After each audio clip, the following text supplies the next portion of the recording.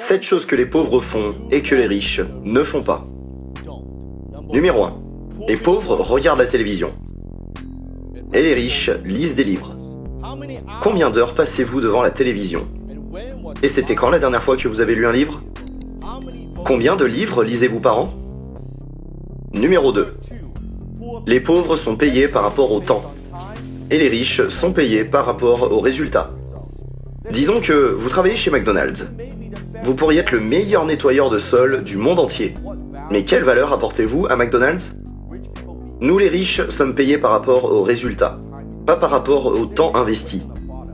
Disons que nous travaillons sur un produit. Nous avons passé 1 an à le créer, à le perfectionner. Nous le lançons sur le marché et il fonctionne très mal. C'est un flop, il ne nous rapporte pas un centime. Le monde n'en a rien à faire. Nous ne faisons pas d'argent. Personne n'est intéressé par le temps, le sang, la sueur et les larmes qui ont été investies dans la création d'un produit et son lancement sur le marché. Ils n'en ont rien à faire des risques que nous prenons. Ce qui les intéresse, c'est les résultats. C'est pour cela que les athlètes les mieux payés au monde ne sont pas payés pour le nombre d'heures qu'ils passent à s'entraîner, le temps qu'ils ont investi. Non, ce qui compte, c'est leur performance. Ils sont payés par rapport à leur performance. Numéro 3. Les pauvres rejettent la faute sur les autres pour leur malheur. Nous les riches, assumons la responsabilité de nos échecs. Vous voyez, pour les pauvres, c'est toujours la faute de quelqu'un d'autre.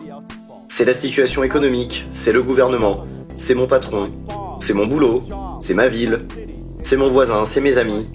C'est toujours la faute de quelqu'un d'autre. Ce n'est jamais leur faute. Nous les riches assumons cette responsabilité. Si votre vie est nulle, c'est votre faute. Nous assumons la responsabilité de nos actions. Quand vous assumez cette responsabilité, vous gagnez du pouvoir. Le pouvoir de changer. Le pouvoir de faire quelque chose de différent. Souvenez-vous, les nuls blâment les autres. Numéro 4. Les pauvres se concentrent sur l'épargne. Et les riches se concentrent sur les investissements. Vous savez quoi? Ne buvez pas ce café Starbucks le matin.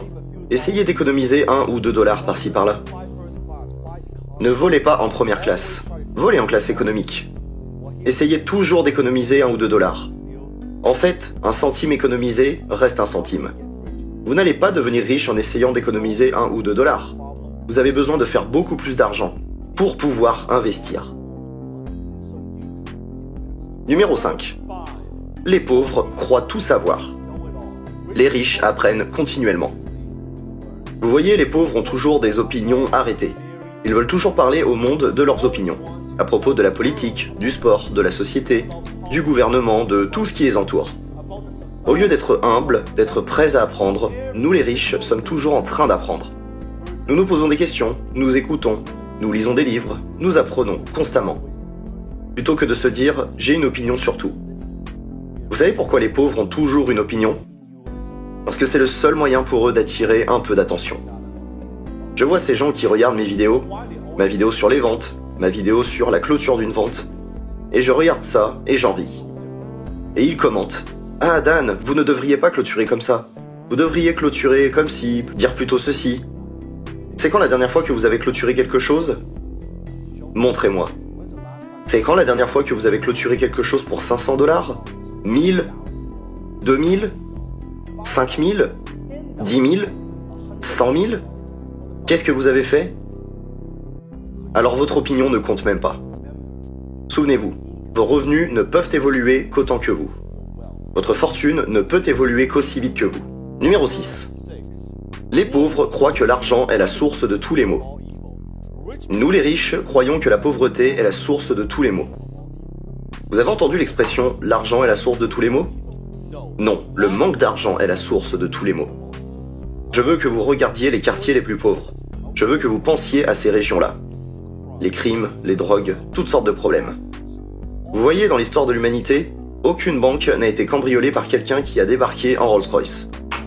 C'est la survie, c'est le manque d'argent qui est la cause du problème. L'argent en soi est neutre. L'argent est comme un outil. Vous pouvez l'utiliser pour le bien, ou vous pouvez l'utiliser pour le mal. Cela ne dépend que de vous. Numéro 7. Les pauvres ont une mentalité de loterie. Et nous les riches avons une mentalité d'action. Vous voyez, la plupart des gens croient que la seule manière de s'enrichir est d'acheter un ticket de loterie. Même s'ils savent que la probabilité de gagner est quasiment nulle, ils achètent quand même ce fantasme. Oh, avec un peu de chance, si je gagne, j'achèterai cette maison, je quitterai ce boulot, je prendrai ces vacances. Non, les riches ont une mentalité d'action. Nous croyons que si ça va arriver, ça dépend de moi. Je vais faire en sorte que ça arrive. Je vais faire en sorte d'avoir du succès. Je n'ai pas besoin de dépendre d'une tierce partie, et je n'ai certainement pas besoin de dépendre d'un ticket de loterie. Je vais faire en sorte que ça arrive. C'est ça les 7 choses que les pauvres font et que les riches ne font pas.